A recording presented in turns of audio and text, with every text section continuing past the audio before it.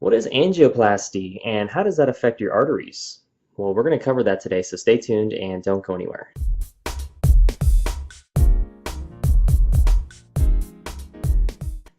Hey, this is Lance McGowan, the Tropical Smoothie Guy, and today we're going to cover what angioplasty is and how that affects the insides of your arteries with a diagram and pictures and a little bit of video slides here.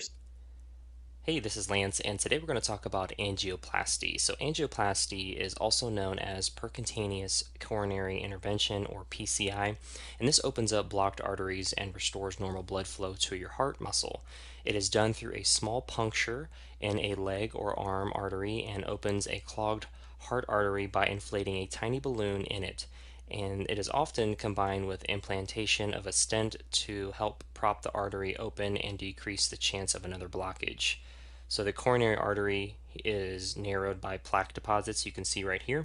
And so that's what it looks like kind of close up with the plaque building up in the lining of the artery walls. And then the balloon is going to basically pack it on the sides. And we're going to have some more pictures here to kind of show that. But the coronary arteries branch directly off the aorta and supply oxygenated blood to the muscle of the heart. And so when the coronary arteries become blocked or narrowed, the heart muscle can start to die. And so it has to stay alive in order to help you thrive. And so there's the left coronary artery here and then the right coronary artery over here. And so those are very important. The next picture here is going to show a radiopaque dye injected during an angiogram, which indicates narrowing in the right coronary artery. And so that is shown right there. And so that's kind of identifying where the opportunity is. And then atherosclerotic plaque reduces blood flow and increases the risk of a heart attack, because if any of those pieces break off, they cause inflammation, and then that can cause a blood clot, which will then not only limit the blood flow to the areas that they need to go, but it'll actually stop that blood flow, so we don't want that. So the next picture here is going to show kind of how it works, but the balloon catheter is inserted over the guide wire and moved into position. And then once it's there, you'll see a balloon inflated and crushes the plaque in the artery wall to reopen blood flow. And as it moves through, that's what's happening.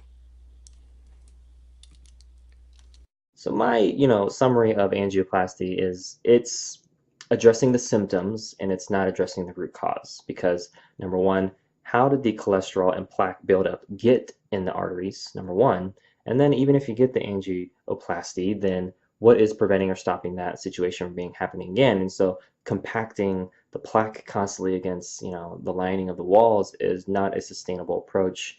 And it's one that, yeah, it's good to know about and that there are procedures that, show that, but there's lots of arteries and veins and capillaries in the body, over 74,000 miles of capillaries alone. And so we need to be able to handle that in a very systemic way, not just, running a balloon through one of the arteries. That's the most important. So eating more plant foods, cutting down animal as well as processed food consumption, ideally eliminating those if you can, and just upping up the fresh raw plant foods in your diet through green smoothies, salads, looking up a lot of recipes. There's a lot of stuff on my website as well. So that's going to be the best way to really help that plaque build up. And fiber is the number one way to get it down.